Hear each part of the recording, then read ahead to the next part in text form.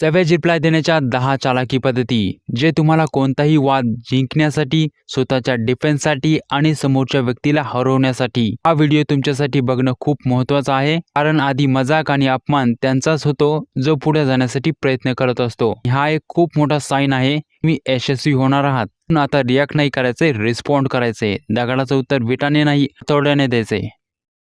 Number 1. प्रश्नाला प्रश्न विचारा. हा सर्वात सोपा आणि प्रभावी मार्ग आहे. जेव्हा कोणी तुम्हाला डायरेक्ट प्रश्न विचारून अडचणीत आणण्याचा प्रयत्न करतो, तेव्हा लगेच उत्तर देऊ नका. त्याच प्रश्नाचा एक भाग घेऊन त्यांनाच उलट प्रश्न विचारा. एक्झाम्पल, समजा कोणी तुम्हाला विचारलं, "तू जॉब चेंज करणार आहेस का?"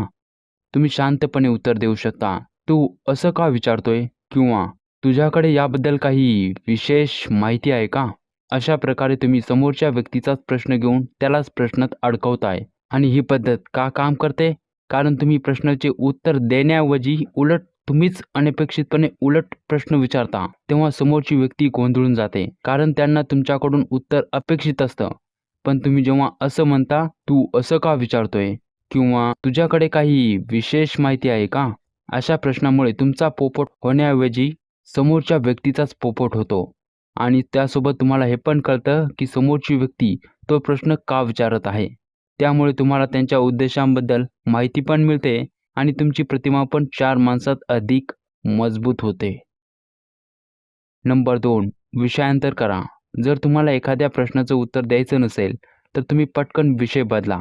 म्हणजे जेव्हा समोरचा व्यक्ती तुमच्या अशा गोष्टींबद्दल बोलत असेल, ज्यात तुम्हाला बोलण्यात आणि उत्तर देण्यात काहीही रस नाही, तरी पण तुम्हाला माहिती आहे की समोरचा व्यक्ती तोच विषय पुन्हा काढणार आहे, तर तेव्हाच त्या प्रश्नाला पटकन ॲड्रेस करा आणि एखादा मस्त किस्सा, घटना सांगून विषय टाळा. एक्झाम्पल, जर कोणी तुम्हाला विचारलं, "अजूनही लग्न का नाही केलं?"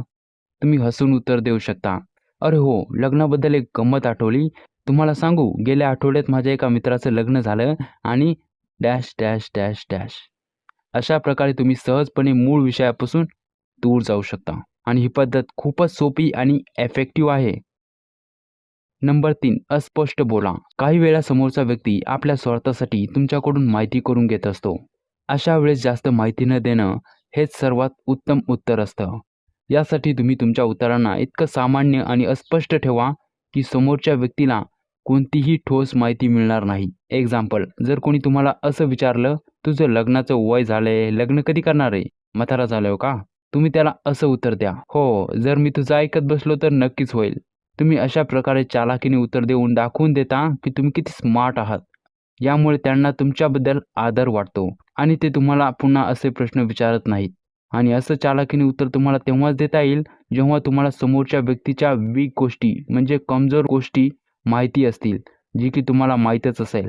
त्याचाच कमजोर पॉइंट पकडून त्यालाच फिरवा. अशाने त्याची फक्त बोलती बंद नाही होणार, तर तुम्हाला दुसऱ्यांदा रिस्पेक्टफुली बोलायला पण आणि लिमिटमध्ये पण राहायला शिकतील. आणि तुमच्या सिक्रेट गोष्टीची माहिती पण अनसॉल्व्ड मिस्ट्री बनून राहील. नंबर 4. विनोदाचा वापर करा. ही युक्ती खूपच प्रभावी आहे. विनोदाचा वापर केल्याने तुम्ही प्रश्नाची धार कमी करू शकता आणि समोरच्या व्यक्तीला गोंधळात पाडू शकता.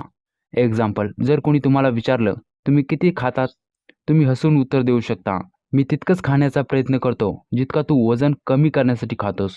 अशा प्रकारे तुम्ही प्रश्नाला टाळून स्वतःची मजेदार बाजू दाखवू शकता. आणि ही पद्धत का काम करते? कारण विनोदाचा वापर केल्याने संवाद अचानक हलका होतो. जेव्हा कोणी तुम्हाला गंभीर किंवा वैयक्तिक प्रश्न विचारतो, तेव्हा त्यांना तुमच्याकडून गंभीर उत्तर अपेक्षित असतं.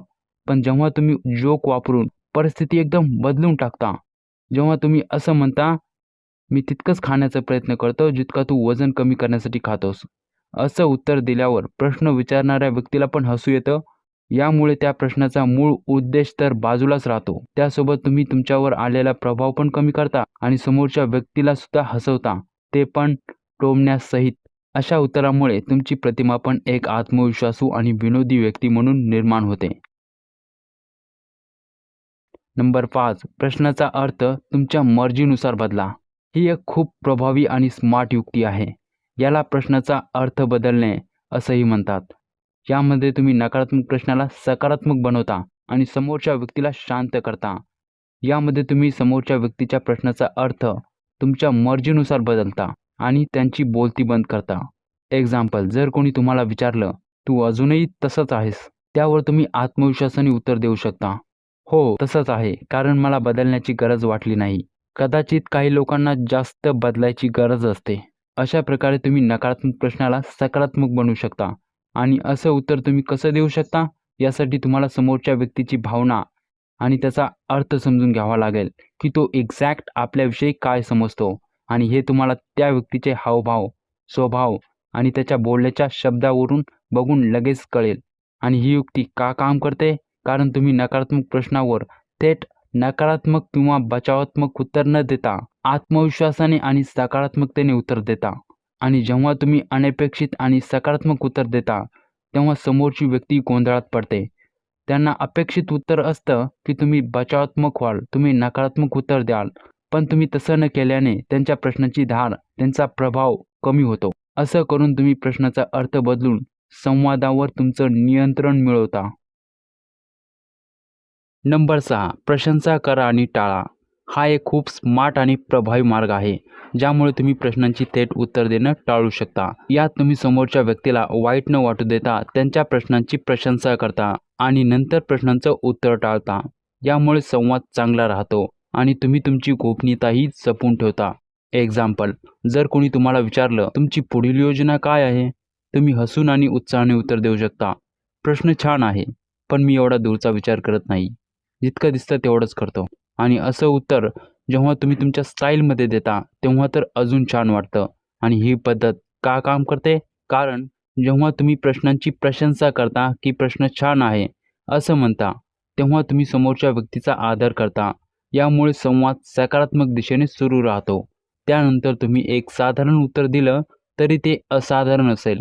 कारण तुम्ही त्यांच्या प्रश्नांची आधी प्रशंसा केली, की "प्रश्न किती छान आहे."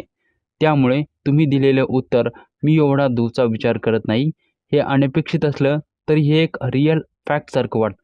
कारण तुम्ही इथे स्टेटमेंटली पण बोलत आहात. त्यामुळे प्रश्नांची धार कमी होते आणि ते तुम्हाला जास्त खोलात प्रश्न विचारणं सोडून देतात. आणि शेवटी तुमची प्रतिमा एक हुशार आणि आत्मविश्वासू व्यक्ती म्हणून कायम राहते. नंबर 7. सकारात्मक उत्तर द्या.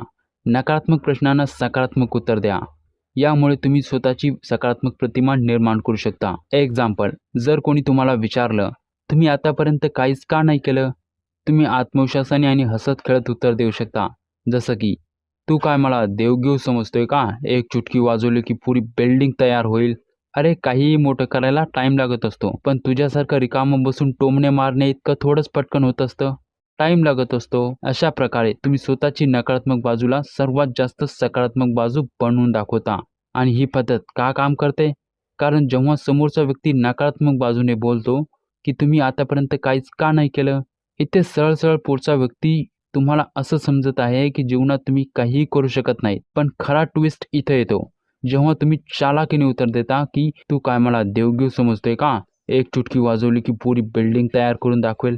अरे, काहीही मोठं करायला टाईम लागतो, पण तुझ्या ह्या 2 मिनिटाच्या टोमण्या मारणं इतकं पटकन तर अजिबात होत नसतं. टाईम लागत असतो. असं म्हणून समोरच्या व्यक्तीला तुम्ही एक प्रकारे इनडायरेक्टली, अप्रत्याशित सांगता, की "मी काहीही करू शकतो."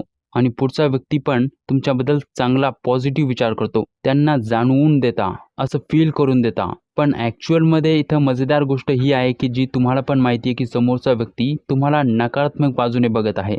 तरी पण तुम्ही चालाखीने उत्तर देऊन त्यांना इनडायरेक्टली सरळ-सरळ न सांगता समोरचा तुम्हाला अपेक्षापेक्षा जास्त हुशार आणि मॅच्युअर समजतो. "मी काहीही करू शकतो," असं त्यांना जाणवून देता. आणि त्यासोबत त्यांनी मारलेला टोमणा पण तुम्ही त्याला 2x ने वापस देता आणि तुमची रिस्पेक्ट पण आणखीन वाढवता.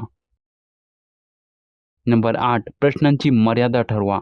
जर तुम्हाला कोणी पुन्हा-पुन्हा त्रासदायक किंवा गैरसोयीचे प्रश्न विचारत असेल, तर तुम्ही स्पष्ट आणि थेटपणे तुमच्या मर्यादा, तुमच्या लिमिट्स सांगू शकता. हा एक पर्याय आहे. जर तुम्हाला काहीच समजत नसेल, की उत्तर काय द्यावं, तेव्हा तुम्ही ह्या टेक्निकचा पण वापर करू शकता. एक्झाम्पल, तुम्ही असं बोलू शकता, "मला या विषयावर आता बोलायचं नाहीये. याबद्दल मी आधीच बोललो आहे." किंवा "आपण हा विषय इथे सोडूया, कारण मला याबद्दल आणखीन चर्चा करायची नाहीये." अशा प्रकारे तुम्ही समोरच्या व्यक्तीला मर्यादा घालू शकता. तो त्यानंतर लिमिटमध्ये राहील, नो डाउट. नंबर 9. प्रश्नांचा प्रभाव कमी करा. तुम्हाला एखाद्या प्रश्नाचं उत्तर द्यायचं नसेल, तर तुम्ही स्माईल करून हलकं उत्तर द्या. जर समोरचा व्यक्ती सहज विचारत असेल तर. आणि ही पद्धत का काम करते? कारण तुम्ही स्माईल देऊन समोरच्या व्यक्तीच्या प्रश्नांचा प्रभाव कमी करताय. तुमचं स्मित हास्य एक प्रकारचा संकेत देतं की तुम्ही या प्रश्नाला जास्त महत्त्व देत नाही. नंबर 10. शांत आणि आत्मविश्वासाने उत्तर द्या. कोणत्याही प्रश्नांवर उत्तर देताना नेहमी शांत आणि विचार करून आत्मविश्वासाने उत्तर द्या. जसं की तुम्हाला तुमच्या उत्तरावर पूर्ण विश्वास आहे. जेव्हा तुम्ही शांतपणे आणि आत्मविश्वासाने उत्तर देता, तेव्हा तुम्ही तुमच्या परिस्थितीवर नियंत्रण ठेवता आणि तुम्हाला काय म्हणायचं आहे ते अधिक प्रभावीपणे स्पष्ट बोलू शकता. मित्रांनो, या आहेत 10 सेवेज रिप्लाय देण्याच्या 10 चालाकी पद्धती. पण काय तुम्ही यावर आणखीन काही गोष्टी जाणून घेण्यात इच्छित आहात? तर हा व्हिडिओ बघा, तुमच्यासाठी आहे. त्यावर क्लिक करा, आपण तिथेच बोलू. तोपर्यंत धन्यवाद.